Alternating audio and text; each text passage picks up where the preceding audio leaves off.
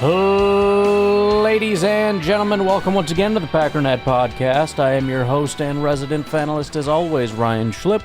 Check us out online, packernet.com. Find me on Twitter, pack_data. All right, what do we got going on today? Boy, oh boy. Patrick Peterson retired, so there's that. 13 seasons in the NFL. Peterson will head to Arizona on Monday to officially retire as a member of the Cardinals. Peterson was named to 8 Pro Bowls while earning 3 first-team All-Pro nods. He finished with 70 career passes defended, 37 interceptions, 608 tackles, and 3 sacks. In other news, NFL Network's Ian Rappaport reports that Derek Carr is now dealing with a shoulder injury that threatens his availability for the season. The Athletic's Diana Rossini reports that the Saints have been preparing for the draft knowing about Derek Carr's recent disclosed shoulder injury. Later, Rappaport said Derek Carr is believed to have suffered a significant injury in his throwing shoulder during the 2024 season.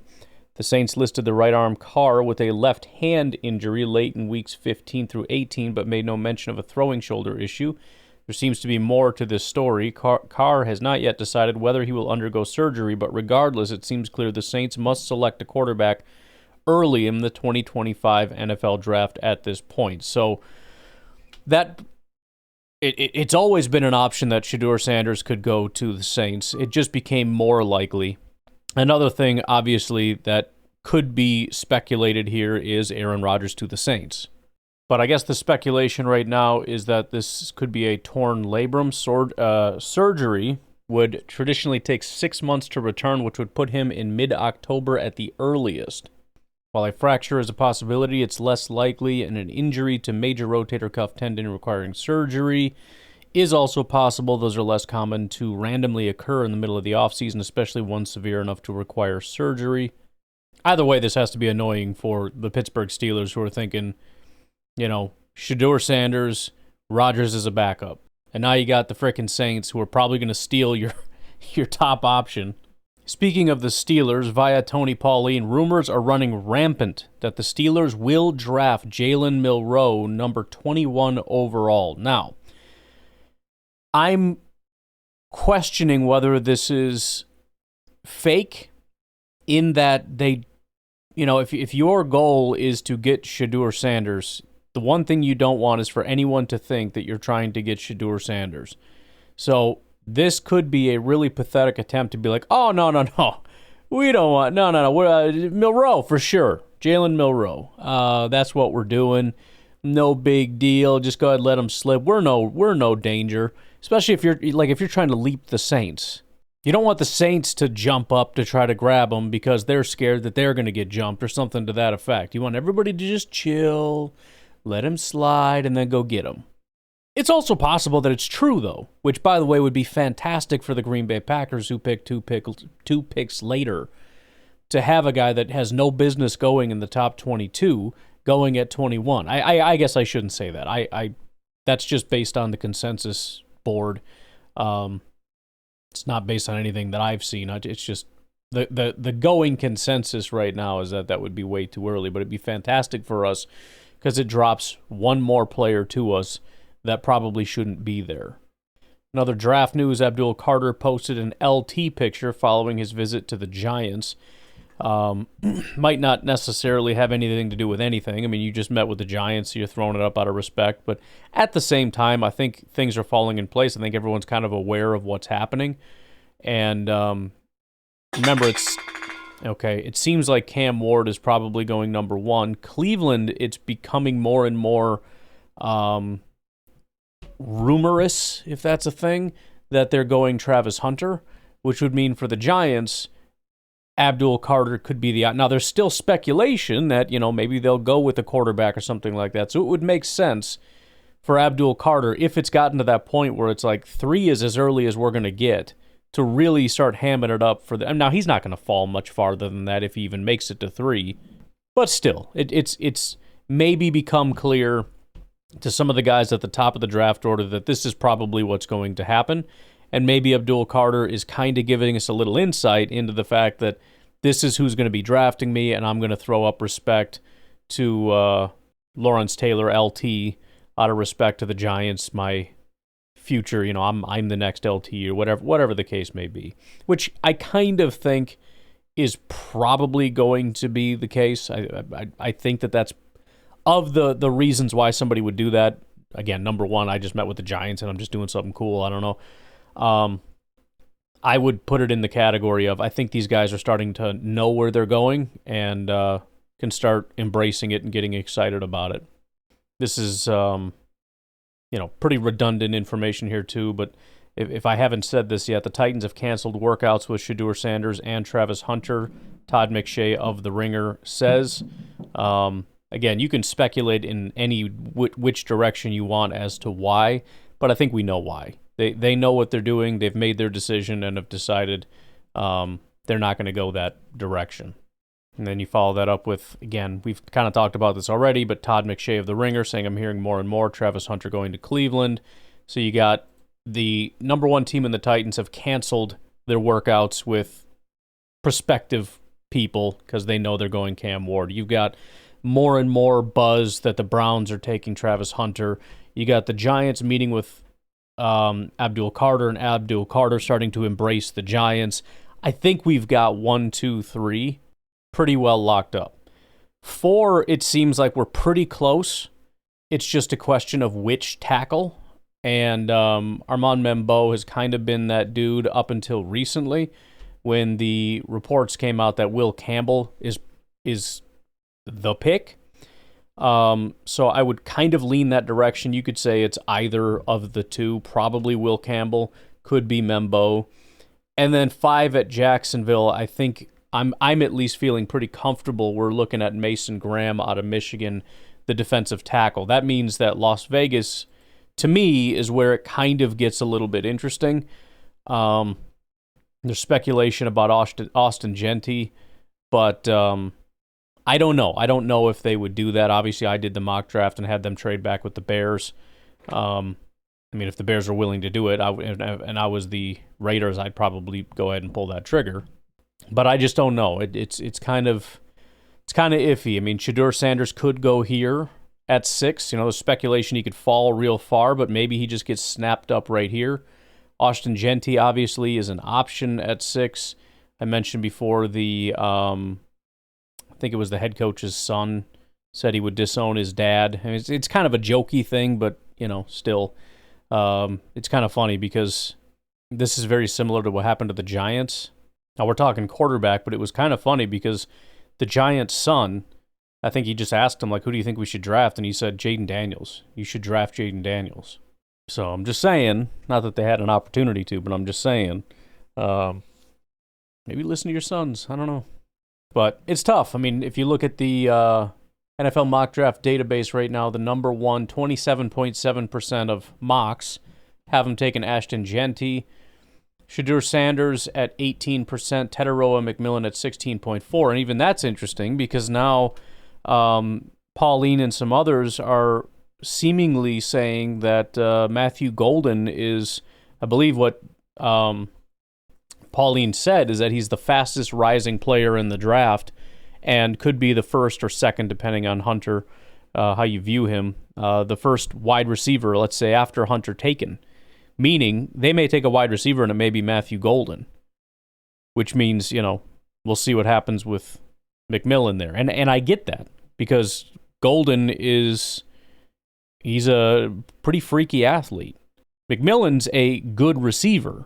He's not a freaky athlete, which I think a lot of Packer fans have been asking for. I'm just throwing that out there. Not necessarily the anti-athlete, but, a guy that's screw the RAS. Let's just go play some good football. You know what I mean? I'm just saying. I don't expect either to be there pending a Packers trade up, just to be clear on that. But so I think it does start to get interesting here. It might be boring and they go Ashton Genty, but even then, still not entirely sure what's going on I guess I do. The Jets probably take Membeau. Carolina could take Markel Williams. New Orleans could take Shedeur Sanders. It could just be boring all the way down, which means Chicago would be the first interesting one, I guess, with Genty gone. But anyways, bottom line is she's starting to come together a little bit. That brings me to this interesting little thing here from Diana Rossini that I wanted to bring up. I've been starting to go back through the corners. I want to really try to hone in on these first-round prospects a little bit. Really have a firm opinion on what I think of, let's say first and second round, top 50-ish corners, pass rushers, wide receivers, whatever, just so I'm prepared for round one and have a firm grasp on some things. And as much as I want to really like this guy, I'm falling away pretty quick. And that man is none other than Mr. Savone Revel. Now, this piece here from Diana Rossini was meant to be, Diana Rossini and Dane Brugler, meant to be kind of a hype piece, kind of a, here's a cool story about him. And it is cool, but I couldn't help but listen to it and just go, you know what, man, I think I'm out. I think I'm just out. Here's that little over a minute clip. Is there a player that intrigued you personally? I think the best backstory is Siobhan Revell, the corner from East Carolina, who I was just kind of blown away by the adversities he's had to overcome. He's 6'2", 200 pounds, a really fast athlete. The athleticism's off the chart. But you go back to high school, a lot of injuries. He wasn't able to qualify academically. All right. I'm going to be that dude. Struggled a lot with injuries. Let's also think about this for a second. We learned that there seems to be a problem with the Packers getting these really tall, lean, fast guys because it puts a lot of torque on their bodies, and it can cause recurring injuries, hips, hamstrings, things of that nature. Again, I'm not giving up on these guys. I'm hopeful that with the work they're doing in Madison with Christian Watson and whatnot are going to be beneficial. But we keep getting these Kevin Kings and who had injury issues, and we get the Eric Stokeses tall, fast injury issues, and we get the Christian Watsons tall, fast injury issues, and now you get a guy 6'2", tons of speed and athleticism, has had injury issues all through high school, and I know this is a touchy subject, but I'm not going to back off the fact that this is a very taxing career intellectually. And hearing that he didn't qualify academically isn't necessarily something I'm going to do backflips for. To go to college, so he goes the JUCO route, and all of a sudden it's COVID. That season's canceled. He's working at Amazon and an overnight fulfillment center. And so he worked a 6 p.m. to 4 a.m. shift. A couple hours later, he's in the car with his dad going to East Carolina for a tryout. ECU is able to give him a scholarship. He has this amazing 2023 season where he's on the NFL radar. And I mean, Alabama wanted him, Penn State, Ohio State, everybody wanted him, but he stayed at ECU and wanted to stay loyal to that staff. And he has an ACL injury in September. And it's like, oh my gosh, like what else can this guy take? Okay, again, he has one breakout year and then gets shut down with an ACL injury. And again, the response is, how much can this guy take? Having been through what we've been through with so many guys that just can't seem to stay healthy, we've heard this story before. We've heard this story many times where it's like, man, they just one catastrophe after another, one injury, one setback after another.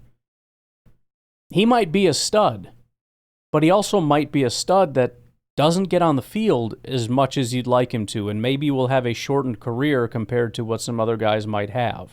But the mental toughness, this guy has it. And so I don't know that he's going to get into the first round because of that injury, but good chance he ends up going somewhere in those top 50 picks.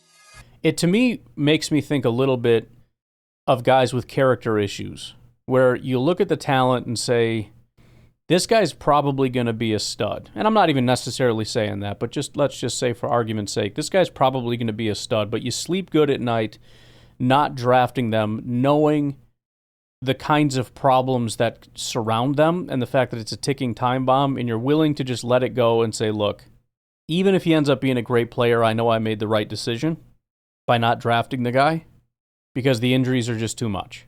So, obviously we'll see. The Packers could take him in the first round, and then you look at the upside and you get excited about it. But just being where we're at with Jair currently lingering right now, the catastrophe we're in with a great football player that not only hasn't been on the field, but the level of frustration between the player and the team because of the injury problems, not to mention Rashawn Gary and Elton Jenkins and David Bakhtiari and Eric Stokes and Christian Watson and Luke Musgrave.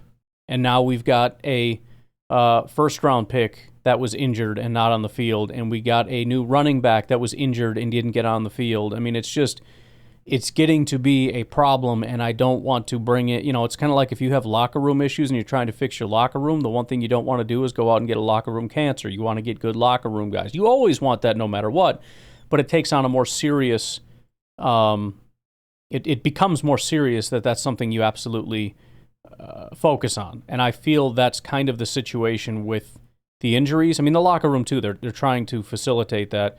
But if you have a situation where a guy has had injury issues all the way through high school and college and is coming off a very serious knee injury, it's just a no. I mean, it's to the point for me, honestly, where I think he's just off my board. And you just move on. He's a great player. Yeah, I know. And maybe we miss one here. But maybe we just move on too, A lot of guys have injuries. There's no question. But I don't know. When you have constant recurring injuries, and he's kind of the prototype of what we go after a lot, the guys that tend to have the injuries.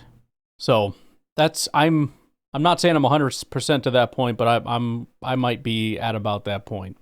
All right, why don't we take a break? We'll be right back. Some other notes from around the league, Tony Pauline, et cetera, et cetera. Some notes out of Nebraska for the Cornhuskers. They're going to have at least 3 players selected, only the third time in the past decade that's happened. Defensive lineman Ty Robinson is getting the most attention in the scouting community. He's a consensus day 2 pick who could sneak into the late second round. That does put him in the Packers' realm as far as a potential second-round pick.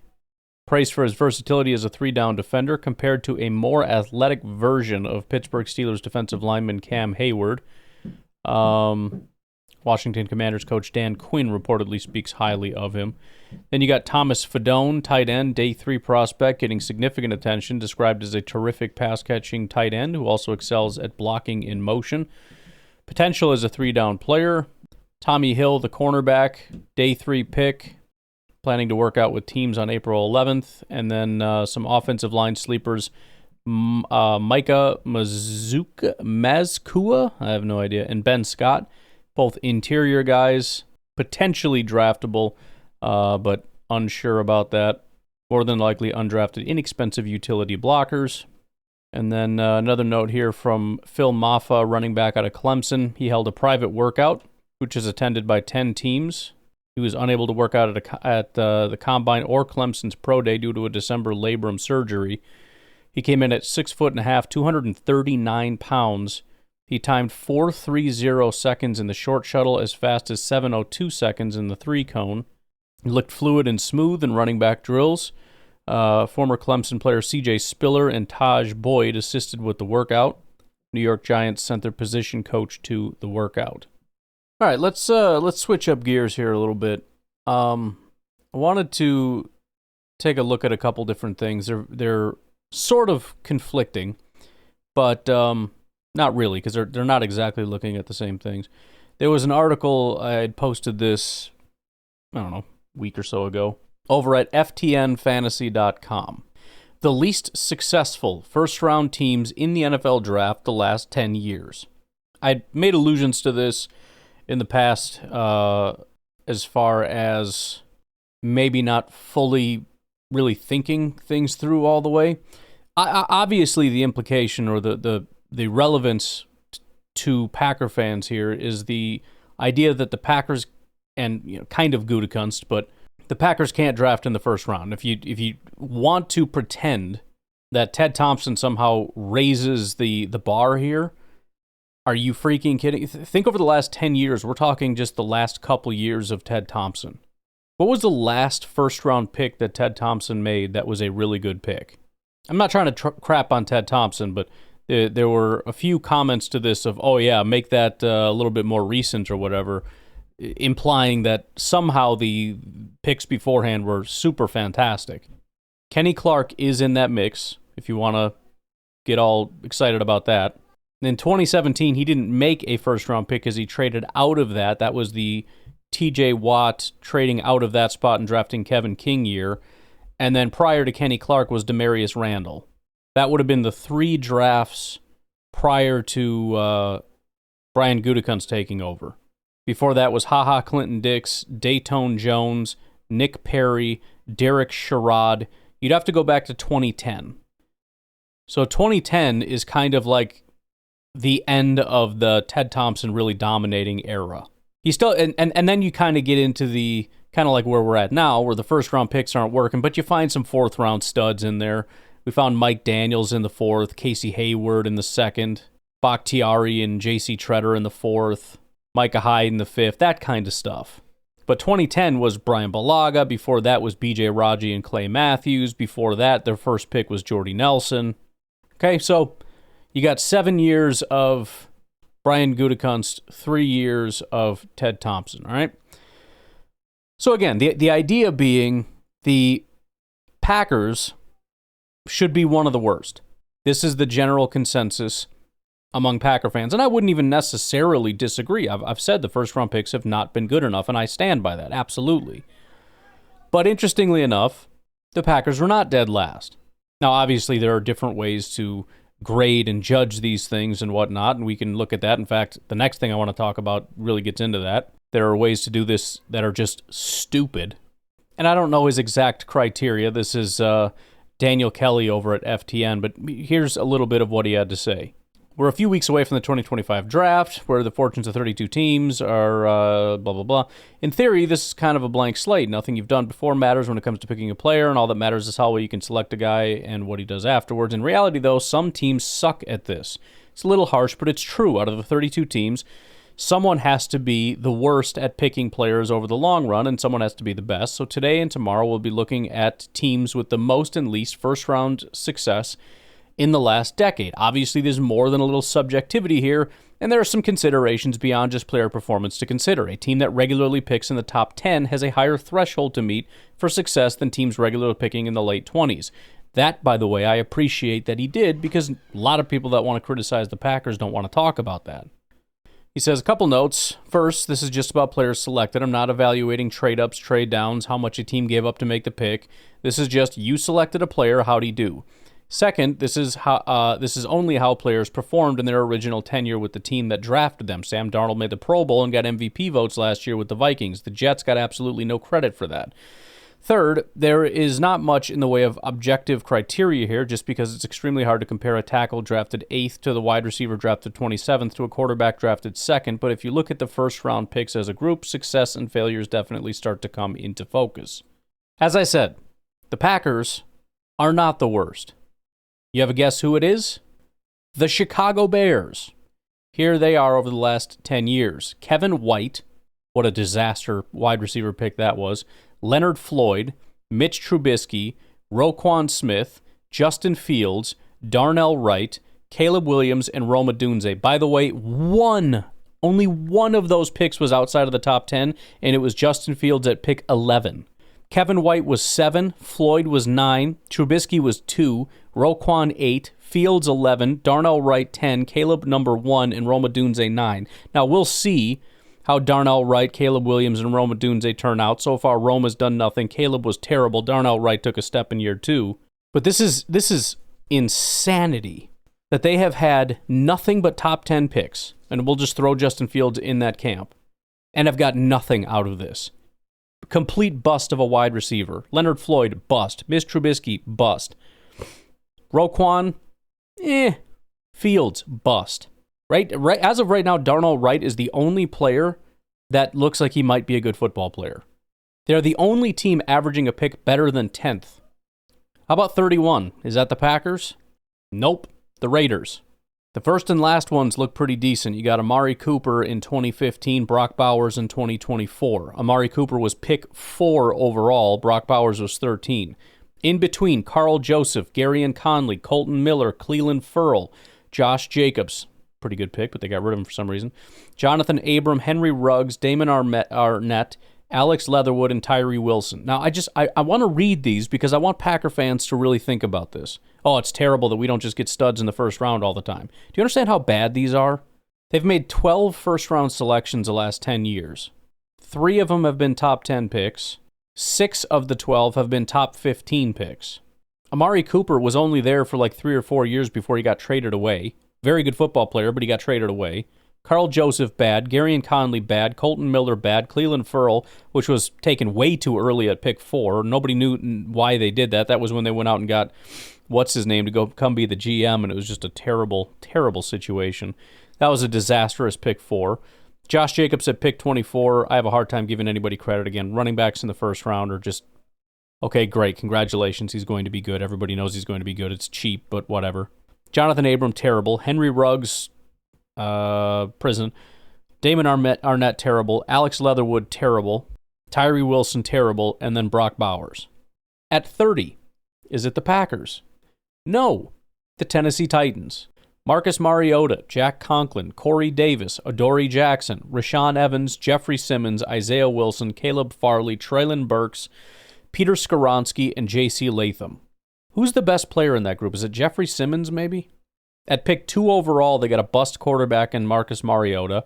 At 8 overall, Jack Conklin. At 5 overall, Corey Davis. Very bad. J.C. Latham so far has not been good in his rookie year. That was 7 overall. Peter Skoronski at 11 overall. Wide receiver Treylon Burks and Corey Davis, both of them bad. Corey Davis was picked 5 overall. Adoree Jackson was taken at 18. He's not good. Terrible. At 29, is it the Packers? No, New England Patriots. Malcolm Brown, Isaiah Wynn, Sony Michel, N'Keal Harry, Mac Jones, Cole Strange, Christian Gonzalez, and Drake May. I mean, if Drake May turns out, you maybe turned a corner, especially with Christian Gonzalez. The last 2 years maybe have panned out. Holy crap, it's bad prior to that, though. Now, they have later picks, which is probably why they're not worse on this list, but good Lord. Malcolm Brown, terrible. Isaiah Wynn, not good. Sony Michel, that should be an automatic, right? You got a running back in the first round that's cheating, not even good. N'Keal Harry, horrifically bad. Mac Jones at 15, their only top, well, aside from Drake May, their only top 15 pick, terrible. Cole Strange, another one of those really weird ones. I remember the Rams head coach laughing when he heard that they had picked that, and he had to apologize for that. He's like, what the heck are they doing? How stupid. 28, is it the Packers? No, it's the Arizona Cardinals. DJ Humphries, Robert Nkemdiche, Hassan Reddick, Josh Rosen, that was a winner, Kyler Murray, Isaiah Simmons, Zaven Collins, Paris Johnson, Marvin Harrison, and Darius Robinson. Holy crap, that's terrible. But think about that.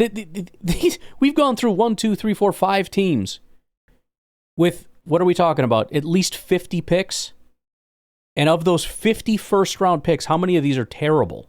Lots and lots and lots and lots and lots of them. I've been trying to get this through your head for a long time. Most first-round picks are not going to be good, especially when you look at the second half, which is usually where the Packers pick. Top 10 picks, Josh Rosen at 10, terrible. Kyler Murray, I don't think it's been that great of a pick, but whatever. That was number 1 overall. Isaiah Simmons at 8, took a linebacker at 8. He's garbage. Zaven Collins at 16. I liked him, so I can't be too harsh. Terrible. They took Marvin Harrison at 4. Maybe this dude breaks out. I don't know. But he's not even the best wide receiver in this draft class. At number 4 overall, they took the 4th best wide receiver behind Brian Thomas, Ladd McConkey, and Malik Neighbors. And you can't necessarily say, well, it's because of the quarterbacks. I mean, Ladd McConkey's got a good quarterback, but Brian Thomas in Jacksonville, Malik Neighbors with the Giants, and if they are better quarterbacks, what does that say about your number 1 selection in Kyler Murray? Their second first-round pick last year, Darius Robinson, they took at pick 27. He played 6 games and had a 48 PFF grade, 48 pass rush grade, 2 pressures on 120 attempts. 2. That is 1.7% pressure rate. 1.7%. You want to talk about Lucas Van Ness? Holy crap. At 27, is it the Packers yet? Got to be getting close, right? Nope. The New York Jets. Leonard Williams, Darren Lee, Jamal Adams, Sam Darnold, Quinnen Williams, Mekhi Becton, Zach Wilson, Elijah Vera Tucker, Sauce Gardner, Garrett Wilson, Jermaine Johnson, Will McDonald, and Olu Fashanu. And you can say, well, that's not fair. Garrett Wilson's good. Sauce Gardner's good. Quinnen's good. Leonard Williams was good, I think, for a while. Okay. But how about the fact that Leonard Williams was a number 6 overall pick? So was Jamal Adams. Sam Darnold was number 3 overall. Quinnen was number 3. Mekhi Becton was 11. Zach Wilson at 2. Sauce Gardner was 4, so how much credit do you get for that? How about this? Outside of the top 10, they picked Darren Lee at 20, Mekhi Becton at 11, Elijah Vera Tucker at 14, Jermaine Johnson at 26, Will McDonald at 15, and Olu Fashanu at 11. He went on to say only the Rams and Bears have averaged a higher first-round pick in the last decade than the Jets, who have picked 2nd, 3rd, 3rd, 4th, 6th, and 6th in that time, and today only have Quinnen Williams and Sauce Gardner to show for that group. It says the Gardner, Garrett Wilson, Jermaine Johnson first round from 2022 is one heck of a bright spot, but whiffing on 2 quarterbacks and Zach Wilson and Sam Darnold drags them down. And yeah, if you want to argue about how great they've been, they've had 1, 2, 3, 4, 5, 6, 7 top 10 picks and 2 picks at 11. So 9 top 11 picks in the last 10 years. And look at how they've been doing. How's that going for them? 26, is it the Packers yet? Nope, it's the New York Giants. Eric Flowers, Eli Apple, Evan Ingram, Saquon Barkley, Daniel Jones, Dexter Lawrence, DeAndre Baker, Andrew Thomas, Kadarius Toney, Kayvon Thibodeau, Evan Neal, Deontay Banks, and Malik Neighbors. Garbage, garbage, garbage. Now they got Malik Neighbors. Yeah, that's great. At pick 6 overall, they finally got one. Eric Flowers, terrible. Eli Apple, terrible. Evan Ingram, terrible. Saquon was solid, taking a running back at 2, except he didn't do anything for your team because your team sucked, your offensive line sucked, and he spent the whole time hurt, so you got nothing out of that wasted pick at 2. Daniel Jones at 6. This team should be higher on the list, I think. I mean, lower, whatever. Andrew Thomas at 4. Kadarius Toney, what a terrible pick. Kayvon Thibodeau at 5. You took a pass rusher at 5. That doesn't have a 10% pressure rate in his career. 126 pressures out of 162. Malik Neighbors at 6 overall might be the best pick that they've made. 25. This is a team that I was told had a really good GM, way better than Brian Gutekunst, the Seattle Seahawks. What have they done in the first round? They've obviously dominated. They've had a couple top 10 picks, right? A lot of later picks, but brilliant GM. Let's see. Jermaine Ifedi, ooh, that's a winner. Rashad Penny, running back, again, that's a gimme, and you messed that up. LJ Collier, terrible pick. Jordan Brooks, terrible pick. Charles Cross at 9, terrible pick. Devin Witherspoon at 5. Seems to be probably a good pick, but again, at 5. Jackson Smith and Jigba seems to be a good pick at 20. And then Byron Murphy, the Texas defensive tackle, who's only had 1 year so far, but has a 57 PFF grade, 21 pressures, and 1 sack on 244 attempts. So, not great. We'll take a break. And on the other side, we'll pick up the pace a little bit, kind of get to the point, get to the Packers, and then I've got one other article that ranks the whatever, and we'll take a look at that briefly. We'll be right back. At 24, is it the Packers? No, it's the Bengals. Cedric Ogbuehi, William Jackson, John Ross at 9. Oh, remember that brilliant pick? That was a great one. Billy Price at 21, if you're saying who? Exactly. Jonah Williams at 11. Joe Burrow, number 1 overall, obviously a great pick, but it's number 1 overall. Jamar Chase, that was at 5. Still think you should have taken an offensive lineman. Dax Hill at safety, Miles Murphy, defensive end, and Amarius Mims. So the number 1 and number 5 overall picks were good football players. Every other pick, kind of dog crap. Seemed like you might have had something in Jonah Williams for a little while, but he went straight down the tubes, and then you shipped him to Arizona. At 23, another brilliant GM, brilliant everything, way better than Brian Gutekunst, obviously, the San Francisco 49ers. What? They're so good. How about Eric Armstead? Trash. How about at 7 overall, DeForest Buckner? Josh Garnett? Does that even ring a bell? Do you even know who that is? I don't even remember who that is. At 28. Solomon Thomas at 3 overall. 3. What a waste. Reuben Foster at 31. Mike McGlinchey at 9. Nick Bosa at 2. It's one of those automatic things that falls into your lap. Congratulations. Javon Kinlaw at 14. Terrible. Brandon Ayuk at 25. The wide receivers are also seem to be kind of gimmies. All these teams that are bad, they grab wide receivers, and then it ends up being a good pick. It's part of the reason why I want the Packers to do it, because it's just like, just take the gimme, man. Take your Jackson Smith and Jigba, and let's get out of here. Trey Lance at 3. I mean, it's about as bad as it gets. And then Ricky Pearsall at 31. 22. Is it the Packers? No. Jacksonville Jaguars. Oh. Dante Fowler at 3 overall. That was terrible. Jalen Ramsey at 5. It's a good pick. It's 5 overall, but it was a good pick. Leonard Fournette at 4. Massive swing and a miss. Taven Bryan, terrible. Josh Allen at 7. Not bad. CJ Henderson at 9. Clavon Chason. Trevor Lawrence, number 1 overall. Not living up to number 1, but whatever, it works. Travis Etienne, not very good. Trayvon Walker at number 1 overall. By the way, this is the Trayvon Walker who was the number 1 pick that there's talk about. Could the Packers trade for him, et cetera, et cetera. Just bad. Just bad at football. Devin Lloyd, Anton Harrison, and Brian Thomas. Again, just steal that wide receiver, and then it looks better. I think all these teams that have had a decade of no success are like, let's just grab a wide receiver so I can have a win here. 21, is it the Packers? No, it's the Miami Dolphins. Devontae Parker, Laramie Tunsil, Charles Harris, Minkah Fitzpatrick, Christian Wilkins, Tua Tagovailoa, Austin Jackson, Noah Igbenogany, Jalen Waddle, Jalen Phillips, Chop Robinson. Got that wide receiver in Jalen Waddle, didn't you? Chop also might be a good pick. We'll have to see. The grades were pretty iffy. The sacks were 7, so the pressures were kind of way out of alignment, way out of whack. See if he can kind of maintain that or not. I don't know. But yeah, not super great. I mean, even like Minkah was a good safety, but he was there for 2 years and then went to the Steelers. Tunsil, solid, but was there for 3 years and then got traded away. So it's like they don't even keep any of them. At 20, is it the Packers? Worst first-round drafting team in the world? No.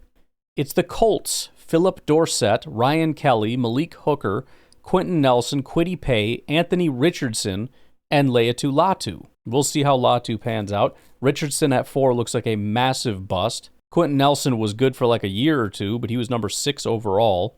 Ryan Kelly was a decent center. That's about it. At 19, Denver Broncos.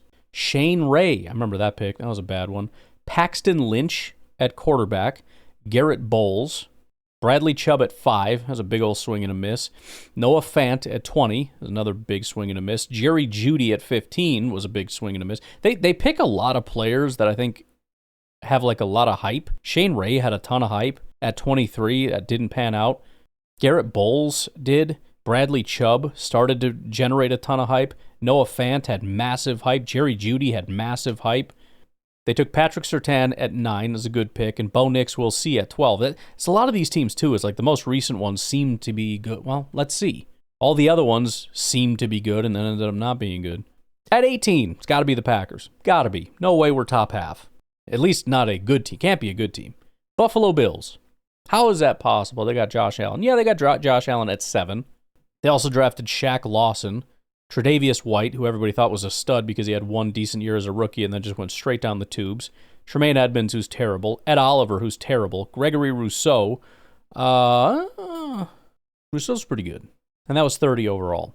Khair Elam and Dalton Kincaid, who's kind of a tight end. He's fine, but at 25 overall first-round pick, I mean, he's certainly not a stud. So you got Josh Allen and Gregory Rousseau. That's about it. And as far as top 10 picks, you got Josh Allen, a bust in Ed Oliver, and that's it. Outside of that, you had Gregory Rousseau, and everybody else was a pretty spectacular miss. There's only one other team in the bottom half. It's got to be the Packers, right? It's Carolina Panthers. Shaq Thompson, Vernon Butler, Christian McCaffrey. That's a good pick. DJ Moore, Brian Burns, Derek Brown, J.C. Horn, Ekema Kwanu, Bryce Young, and Xavier Legette. There's some wins in there. McCaffrey, obviously, but that was at pick 8. DJ Moore was good at 24, as was Burns was pretty good at 16. 4 picks in the top 10 being J.C. Horn, Derek Brown, Ekema Kwanu, and Bryce Young, though, is pretty rough. And then to follow that up with Xavier Legette at 32, obviously we'll see what happens with Young and Legette and Kwanu and whatnot, but it's not looking great. All right, well, must be the Packers next, right? Nope, Washington Commanders. Brandon Scherf, Josh Dotson, Josh Allen, Daron Payne, Dwayne Haskins, Montez Sweat, Chase Young at 2, Jamin Davis, Jahan Dotson, Emmanuel Forbes, and Jaden Daniels. Now, Jaden Daniels is solid. He was also a number 2 overall pick, just like Chase Young was, which was a bad pick. Most of these picks are terrible. They only had to make 2 picks outside of the top 20, and it was Josh Dotson and Montez Sweat. Number 15, gotta be the Packers. Nope, Pittsburgh Steelers. How could that be? They got TJ Watt. No, it was a good pick. It was definitely a good pick. They also got Bud Dupree, Artie Burns, Terrell Edmonds, Devin Bush, Najee Harris, Kenny Pickett, Broderick Jones, and Troy Fautanu. Is there a single good player in there? Najee Harris is fine, but it's a running back. It's cheating, and he's not even that good. Kenny Pickett, terrible. Devin Bush, not great, and that was at 10. Terrell Edmonds was a weird pick. That was taken, I think, way too early, and it certainly panned out that way. Artie Burns was not good. Bud Dupree was terrible. Broderick Jones, the 2023 offensive tackle, has been in the league for 2 years and has been terrible. His pass blocking grades are 48 and 55. His run blocking grades have been in the low 60s for 2 years. So they went out and got Fautanu here, and he played 1 game. So there's that. 14. Packers? Nope. Houston Texans. Kevin Johnson, Will Fuller, Deshaun Watson, Titus Howard, Derek Stingley, Kenyon Green, C.J. Stroud, Will Anderson. Some good picks here. There's also 3 picks in the top 3. 3 of the picks that are actually good were in the top 3. Derek Stingley was number 3 overall. C.J. Stroud was number 2 overall. Will Anderson was number 3 overall. Outside of those, how many good picks?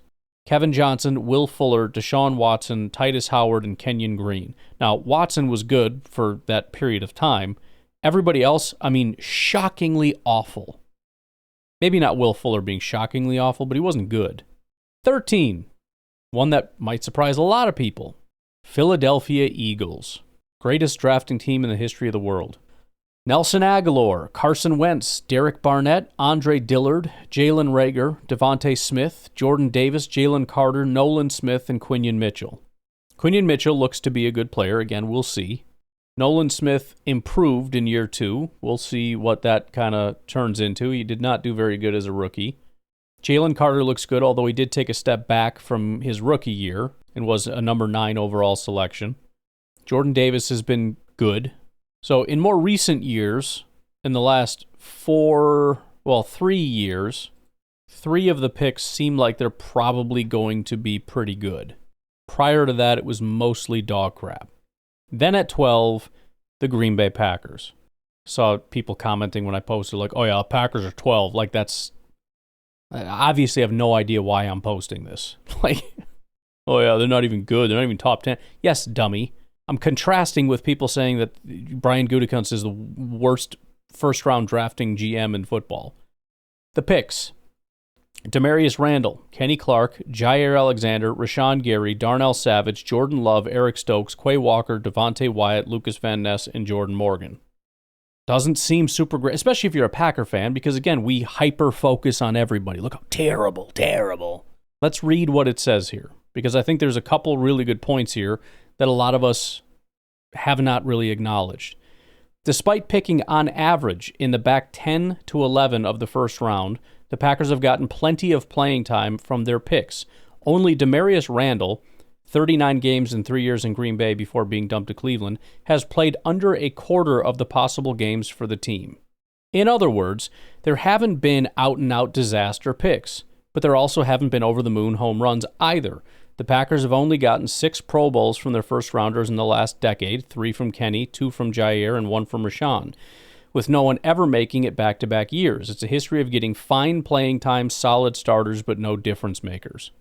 And I think that's a very good point.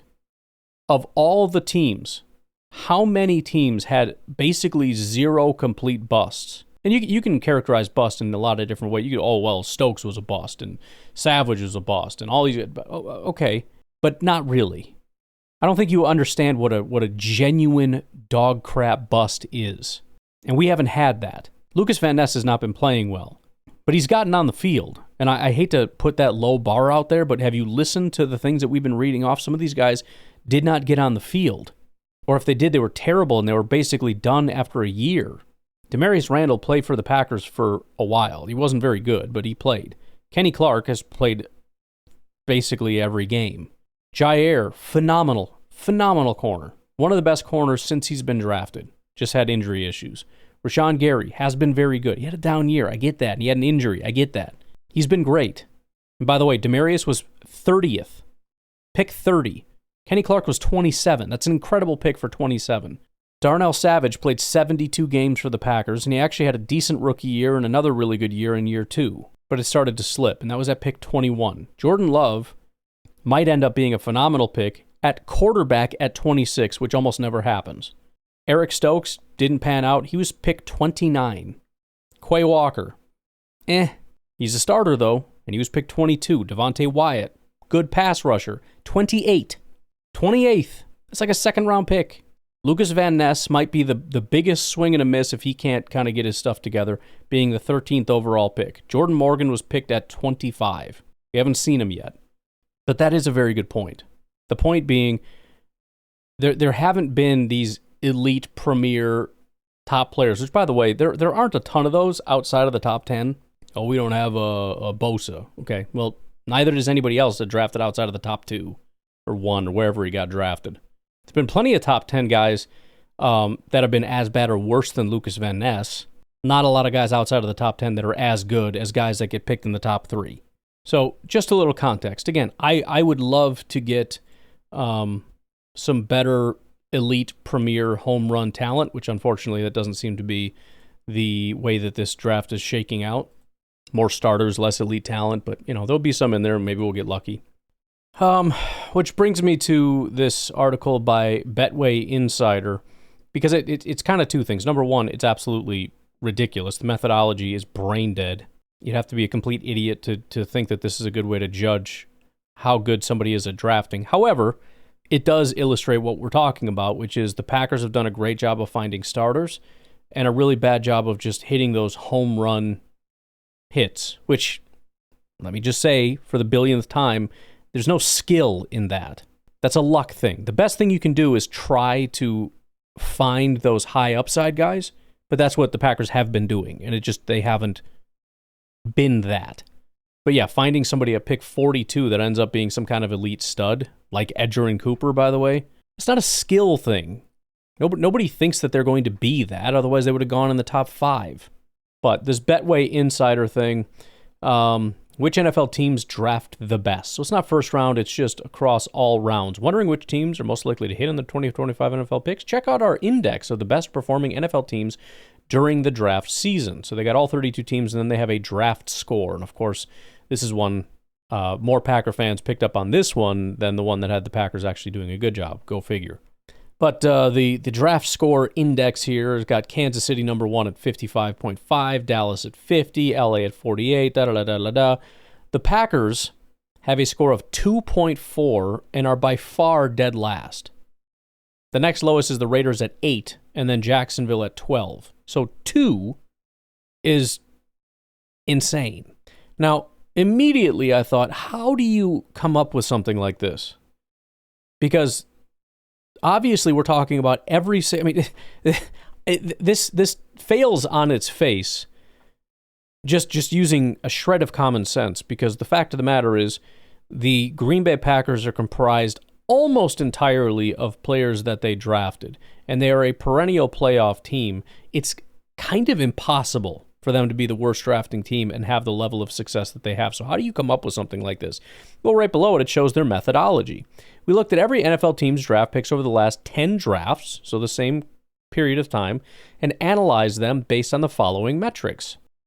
End-of-season award winners like NFL MVP, Super Bowl MVP, NFL Offensive Player of the Year, NFL Defensive Player of the Year, NFL Offensive Rookie of the Year, Defensive Rookie of the Year, NFL Comeback Player of the Year. Number 2, all-pro players drafted, first and second team. Number 3, drafted rookies who made the PFWA All-Rookie team. Number 4, Pro Bowl drafted. Number 5, Super Bowl winners drafted. This is the most brain-dead, lazy, bullcrap way to do things.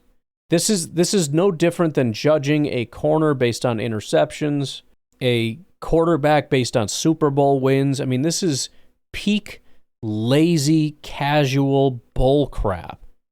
The complete lack of nuance here is staggering. I do these projects all the time, and I am constantly overwhelmed with the inability to really nail this down in a perfect way, because there's always problems. There's always, what about this? What about that? But to think that you would actually go to the trouble of finding these bits of information with this criteria being the best you can come up with is unbelievably stupid. This is a terrible way to do things, because you're talking about only, first of all, the criteria is stupid. You have NFL writers and reporters are voting on people, and their voting capacity is not very good. I mean, there are people that get in that have no business being in. There are people that should have been in that don't get in. But you're basically just looking at the top 5% of the NFL, and everybody else just gets a score of 0. That's insane how stupid that is. So the gap between Rashawn Gary and Darnell Savage doesn't exist using this metric if Darnell Savage doesn't get into one of these things. No difference. Also, Super Bowl winners drafted? Are you an idiot?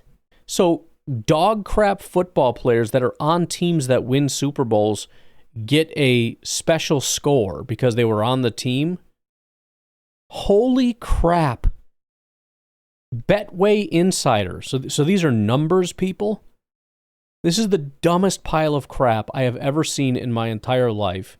And I saw it because, not to be too harsh on the guy, he does good work and all that, but Bill Huber wrote an article about this. Study concludes Packers have had worst draft over the last decade. I mean, I maybe I should read the article where somewhere in here Bill says, by the way, shouldn't pay attention to this because this is done by a bunch of idiots. But he did add the FTN thing in here as well, I can see, which is good. PFF apparently did one and ranked them 14th, so very similar to the other. And they did a study since 2020. So again, I'm not going to sit here and fight that the Packers have had the best draft. Certainly not in the first round. And again, this study, the good thing about it is it does point to what we've all been saying.